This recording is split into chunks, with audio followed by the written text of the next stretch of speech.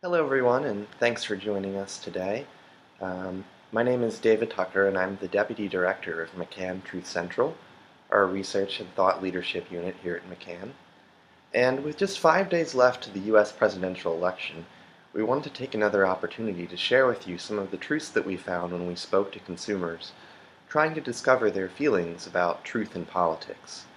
And so for our study here, Truth About Politics, we conducted a nationally and politically representative online survey of 3,000 people, 1,000 each, in the United States of America, India, and the United Kingdom. So all the data that I'm going to show after these charts, however, is US specific, unless I mention otherwise. But let's take this opportunity, again with just a couple days left to the US presidential election, to discover where the truths really are in politics, how people feel the media and politicians are telling them or deceiving them when it comes to the truth, and what truths there are for brands that want to get involved in political issues. Well, the first thing we noticed when we reviewed the data and spoke with consumers all around the world and in the US is that truth is a resource that's on the decline. It really is a dwindling resource. That's why 70% agree that when it comes to politics, it's impossible to find the truth these days. So, we may have always felt that truth and politics were uneasy bedfellows, but Americans are telling us that there's a decline in the amount of truth, even relative to the past. 2/3 of Americans say that politicians are less truthful today than they were 20 years ago. Now, this is serious because 92% of Americans say that the perceived truthfulness of a candidate will influence their voting decision. So, we're obviously hearing from Americans that truth is important, but they're not hearing it from their elected leaders and the people campaigning for the highest offices today. In part, this is because there's an overall perception that politicians simply aren't truthful. So we gave consumers a list of 10 professions and asked them to rank them according to truthfulness, with 1 being the most truthful and 10 being the least. Unsurprisingly, in all 3 countries, America, the United Kingdom, and India, politicians came in at number 10. Unfortunately for us, advertising executives don't fare too much better, but at least we're more trusted than car salesmen in all of these markets. Journalists, it's interesting to note, rank as number 2 in India and number 4 in the United States, as you can see here. But in the United Kingdom, after recent phone hacking scandals and the shuttering of the newspaper News of the World, journalists have dropped to number 6. So turning back to politicians for a second, though, we found that there were 3 main reasons why politicians are regarded as the least truthful. The first is that they think they can get away with saying anything, that there are no penalties. Secondly, we heard that they will say or do anything to get elected. In fact, over 2/3 of Americans said that this is the reason they believe politicians are less truthful today. Finally, we also heard that they have personal financial interests that affect their policies. It seems that Americans feel that politicians aren't telling them the truth because they're working so hard to get elected that the truth doesn't matter anymore. In fact, one moderate that we spoke to in our focus groups said that when you're in campaign mode, you're banging the slogan. It's slogans rather than truth that connects with voters. It also seems that political advertising doesn't really help. Over half of Americans say they dislike political advertising, and only 10% are positive. Again, much like with the decline of truth, we find that a lot of Americans think that the situation is getting worse when it comes to political advertising. 35% felt that political ads this year have been worse than in previous years. And the number one reason they think they're worse? It's because 48% have found these ads to be less truthful or honest. A further 28% have said that they are more irritating and frustrating than years past. There is good news, though, and that's that Americans are hungry for political news. And looking beyond the advertisements, they want to go on their own hunt for the truth. So we find that a lot of Americans are seeking out information regarding politics themselves. They're quite hungry. 53% of Americans said the last time they read about politics was in the last few hours. Now, this survey was conducted back in September, so with the election only 5 days away, that number is probably even higher today. 59% of Americans said they were excited about the upcoming election, and a total of 92% said that they are following the election today. The bad news is, however, the bad news. 62% of Americans said that the news they read about politics is mostly negative. So, when we assume that the news is mostly negative, it follows that the number one word Americans use to describe politics today is frustrating. Which makes us here at Truth Central wonder, is American politics legitimately bleak?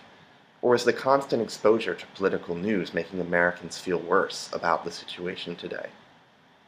Interestingly, the view from abroad is much less negative. The top words that Indians use to describe American politics are dynamic and open, reflecting a degree of hope about the efficiencies of the American system. When it comes to the media, we find that people are picking and mixing a variety of news sources as they go on their own quest to hunt for the truth. 70% of Americans say that they must seek a minimum of 3 different news sources to feel that they know the truth about a given political topic. And a full 21% of Americans expand this, saying that they need to review 5 or more sources before they feel that they know the truth. When it comes to the sources that Americans are turning to, we find that network news still tops out any other medium. CNN, Fox News, and MSNBC are all some of the most frequented sources to find the news. Also noteworthy to us was the fact that my local newspaper ranks so high at number 4, with 20% of Americans saying that they trust their local newspaper the most. Perhaps this reflects a desire for homegrown news sources, or the understanding that the local newspaper, because it has the context that matters to you in your daily life, might present something more akin to the truth. We're also interested in the fact that BBC makes an appearance at number 6, coming ahead of the Wall Street Journal. In a number of our groups that we held in New York, we found that people were saying BBC represented an independent perspective, something coming from outside the United States and above our political fray, perhaps giving it a sense of neutrality and making people feel like it was better at telling the truth. The BBC was also the number 1 most trusted source in the UK and 3rd most trusted in India.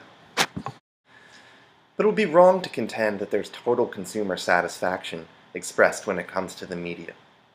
Common complaints that we heard in our groups center around the rise of the 24-hour news cycle, which resulted in networks sensationalizing and speaking with hyperbole in their news reporting. This ultimately left consumers feeling like it was harder to distinguish fact from fiction. We also found this was true in our online survey. We gave consumers a number of true-false statements, and we learned that there are a number of misconceptions about American politics, both from within and outside. A number of people answered true to some of these questions. We asked, is the budget deficit in 2011 $5 trillion? They said it was true, even though the actual deficit is much less than this. We also felt that, in broader terms, it seems that Americans have lost sense of these big numbers. When we talk about deficits in the trillions of dollars, or Obama's trip to India costing billions of dollars or millions of dollars, these numbers are beyond the conception of most people, so it becomes that much easier to conflate myth with reality. It's also interesting that half of Americans believe that 70% of congressmen have a net worth of $15 million or more. That's simply not true. The number is much, much less than this. But when we consider that this many Americans believe their congressmen are worth more than $15 million, it makes sense that 68% of Americans believe that politicians don't understand my life. But when it comes to unfiltered sources, such as WikiLeaks, even those face cynicism, particularly in the United States of America. 43% of those in the US we spoke to said that they have a negative perception of WikiLeaks, believing that some things are better left secret, particularly state secrets, or items such as leaked diplomatic cables. Interestingly, this respect for privacy also carries over to politicians, with more Americans agreeing that a politician deserves privacy than you see in other countries like the United Kingdom and India. When Americans were asked about their view of a politician's life, 53% agree that the public doesn't have a right to know everything. Everyone deserves their privacy. Now this is interesting when you contrast it with the fact that, paradoxically, 55% of Americans also believe that a politician's private life is a better indication of how he or she will perform once elected. So we see that Americans believe politicians have some respect for privacy, but do want some news when it comes to understanding how that personal behavior will affect their public policy. At the same time, Americans think we have a right to some of this information. And 2/3 say that they want this information to come from official sources. 2/3 of Americans say that they trust the information in an official press release over a WikiLeaks leak or a Twitter leak. So at this point, the truth in politics story may seem rather bleak, but we actually believe there's quite a lot of light on the horizon still. Perhaps most importantly, over half of Americans believe that when it comes to politics, the internet changes everything. We have to wonder, is this change for good or change for bad? In all of the research we conducted, we heard mixed views about the overall role of the internet. On the one hand, it empowers us via transparency and connectivity. On the other hand, it overwhelms us with information and sucks us into a filter bubble where we only hear information that can ultimately confirm our already held beliefs. As one consumer in our group said, "It's like going to Fairway instead of the bodega." Sure, she said, it may be more to choose from, but it's also harder to shop. But when presented with both sides of the argument, the majority of Americans err on the positive side, saying that overall the internet makes it easier for us to find the truth. 53% of consumers agreed that the internet makes it harder for politicians to lie. When we look specifically at social media, we were surprised by the proportion of people who felt that when it comes to politics, their social media feed is balanced. We found, speaking with consumers, that they enjoy the debate and like to share articles among their friends. No one in our group said that they would rather defriend or block someone who posted something on Facebook simply because their political views disagreed with one another. Rather, they often enjoy the opportunity to learn something new or to debate and to have fun going over the issues and ultimately arriving at a better version of the truth. Traditionally, Americans may have debated political issues around the dinner table, but now we can think of Facebook as America's largest dinner party discussion. Friends are picked up in different places over the years, and now we can have debates with friends who live on either coast, in the middle of America, and who represent the broadest spectrum of political views that we've been exposed to. One of our consumers perhaps put it best and said, "I think the point of it is that you have these people that you trust and respect and you think highly of them. When they post something, it's something that you can read and respect because you know this person and you respect their opinion." We were also encouraged when we asked Americans who or what has the power to change the world today. Encouragingly, the top answer with 41% was people like me, beating not only politicians, but also non-governmental organizations, religious groups, brands, and terrorist groups. Americans feel that they can and will take it upon themselves to seek out and ascertain the truth in politics. This self-motive desire to find the truth is most likely at the root of this feeling. 61% say that they feel they have the power to influence others through their social media. Interestingly enough, Hispanics at 70% and African Americans at 64% in the US feel that they are even more likely to influence their friends' political feelings through social media. This is more than the white population at 43%. But finally, as we look at truth in politics, it's important to remember that every day is November 6th for brands.